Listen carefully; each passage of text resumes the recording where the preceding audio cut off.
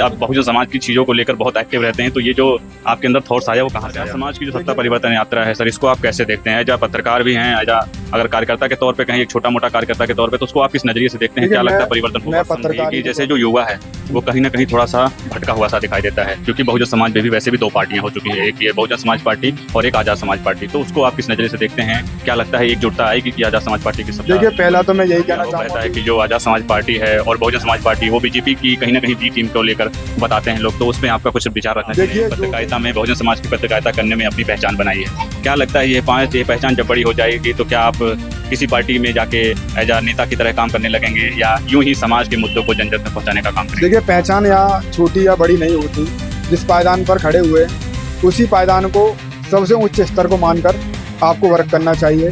और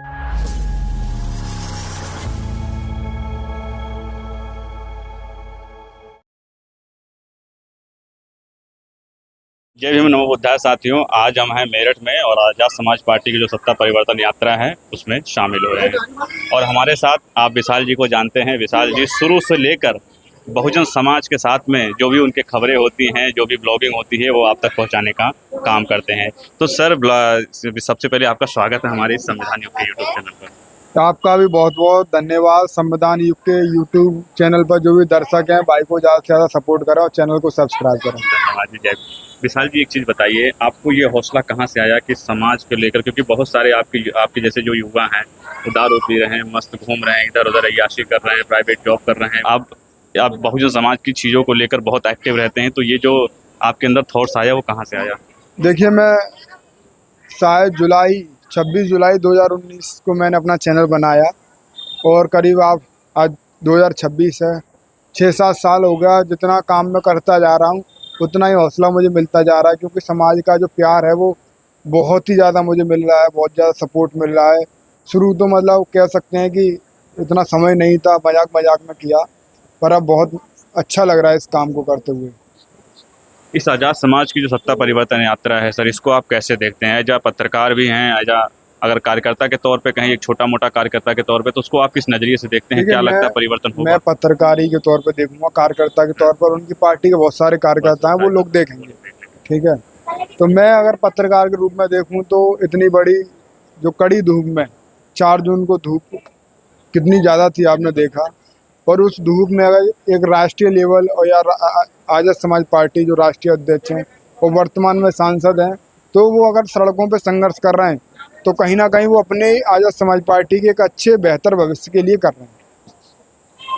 विशाल जी, एक चीज़ और समझाइए कि जैसे जो युवा है वो कहीं ना कहीं थोड़ा सा भटका हुआ सा दिखाई देता है, क्योंकि बहुजन समाज में भी वैसे भी दो पार्टियां हो चुकी हैं, एक ये बहुजन समाज पार्टी और एक आज़ाद समाज पार्टी, तो उसको आप किस नज़रिए से देखते हैं? क्या लगता है एकजुटता आएगी कि आज़ाद समाज पार्टी की सत्ता? देखिए, पहला तो मैं यही कहना चाहूँगा कि जितनी पार्टियां हैं वो सभी बहुजन समाज की एक हो जाएं। और दूसरी बात यह है कि आपने दो पार्टियां हो गई हैं, चाहे पार्टी बन जाए 200, पर जो संघर्ष करेगा वही आगे। जब काशीराम साहब ने पार्टी बनाई तब भी बहुत सारी पार्टियां थीं, पर काशीराम साहब ने बहुत ज़्यादा स्ट्रगल किया, तब उनकी बहुजन समाज पार्टी 2007 में पूर्ण बहुमत की सरकार बना पाई। ऐसे ही अगर आजाद समाज पार्टी या बहुजन समाज पार्टी या अन्य बहुजन समाज के दल, समाजवादी पार्टी भी बहुजन समाज में ही आती है, तो जो भी साथी स्ट्रगल करेगा, जो सड़कों पर संघर्ष करेगा, संसद में आवाज़ उठाएगा, वही आने वाले समय में अपनी पार्टी के एक बेहतर मुकाम को देख पाएगा। बहुत सारे लोगों का विशाल जी आरोप रहता है कि जो आज़ाद समाज पार्टी है और बहुजन समाज पार्टी वो बीजेपी की कहीं ना कहीं बी टीम को लेकर बताते हैं लोग, तो उसमें आपका कुछ विचार रखना चाहिए? देखिए, जो भी आप पूछ रहे हैं सवाल, इसका आकलन समाज एक अच्छी तरीके से कर सकता है। समाज समझ सकता है कौन कितनी ज़्यादा समस्याओं से जूझ रहा है, कौन कितनी सारी समस्याओं को ध्यान में रखते हुए इतना ज़्यादा स्ट्रगल कर रहा है, और किस व्यक्ति को परमिशन नहीं मिल रही, किस व्यक्ति को चुनावी सभाएं करने की परमिशन नहीं मिल रही है, किस व्यक्ति को प्रशासन के द्वारा रोका जा सकता है, और फिर के उसके बावजूद भी वह व्यक्ति लगा हुआ है। तो इसका समाज आकलन खुद कर ले कि कौन बी टीम है, कौन बी टीम नहीं है। कल बिजनौर में आज़ाद समाज पार्टी के मुखिया जी को भी, चंद्रशेखर आज़ाद जी को अरेस्ट कर लिया, हाउस अरेस्ट किया गया था, फिर बाद में छोड़ा गया, लेकिन यहाँ पे पुलिस बैनर हटा रही थी, उसको लेकर कुछ बोलना चाहेंगे? अगर मैं यही तो कहना चाह रहा हूँ, अगर बी टीम या जो भी टीम आप बता रहे हैं, अगर ऐसा कुछ होता तो उनको बहुत ही ज़्यादा पुलिस सिक्योरिटी के साथ सभा स्थल पर पहुंचाया जाता, पर ऐसा नहीं कहा कि जहां भी जाते हैं वहीं दबोच लिया जाता है, घर में डिटेन कर दिया जाता है, घर से बाहर नहीं निकलने दिया जाता है। तो बी टीम और सी टीम का तो सवाल ही नहीं उठता।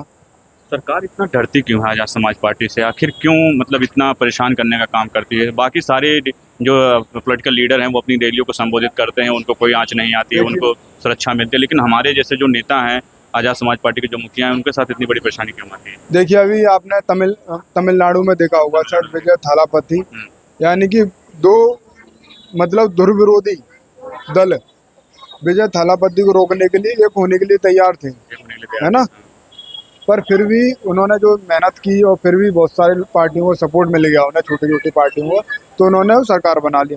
तो यहाँ पे क्या ये सीन है, चाहे पक्ष में हो या विपक्ष में हो पार्टियाँ, उनका क्या है, हम आपस में तो लड़ ही रहे हैं, बहुत सालों से लड़ रहे हैं और हमें आपस में लड़ने से कोई नुकसान नहीं है, पर कोई तीसरा विकल्प खड़ा होगा। मान लो दो दल हैं, 5 साल इसने राज कर लिया, 10 साल और किसी ने कर लिया, फिर 5 साल और किसी ने कर लिया, मतलब रिपीट हो रहा है, रोटी एक ही है, उसे इधर उधर पलटा जा रहा है, और तीसरी रोटी तैयार हो रही है तो उसे तैयार नहीं होने दिया जाएगा, क्योंकि अगर उधर ट्रांसफर हो गया तो ये जो मजबूरी में वोट कर रहा है समाज, बहुत सारे लोग वोट कर रहे हैं, वो नहीं करेंगे।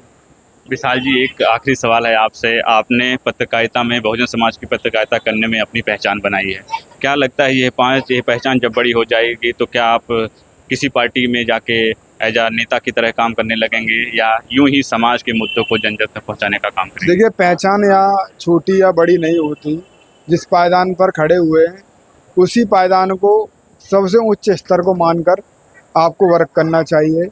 और रही बात आपकी किसी पार्टी में शामिल होंगे या किसी भी मतलब दल में शामिल होंगे, तो ये सवाल इसीलिए नहीं होता क्योंकि हमें समाज का वर्क करना चाहिए, और किस चाहे पार्टी में रह के करें या बिना पार्टी के करें, और अगर ज़रूरत पड़ी तो देखेंगे।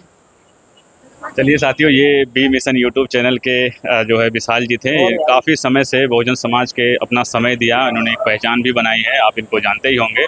तो आज हमने इनसे आपसे बातचीत करवाई, और हमारा ये छोटा सा चैनल है सर, उसके बारे में आप क्या बोलना चाहेंगे? बहुजन युग चैनल को ज़्यादा से ज़्यादा सपोर्ट करें, शेयर करें और सब्सक्राइब करें, और भाई के हौसले को बुलंद करें, क्योंकि जिस तरीके से आपने मुझे प्यार दिया, भाई को भी बहुत सारा प्यार दें। चलिए धन्यवाद जी। आप देख रहे थे संविधान युग का यूट्यूब चैनल, और हम इस वक्त हैं मेरठ में, और जो है आज़ाद समाज पार्टी की सत्ता परिवर्तन यात्रा है उसको कवर करेंगे। आगे और भी वीडियो आपको देखने को मिलेगी। धन्यवाद। जय भीम, नमो बुद्धाय।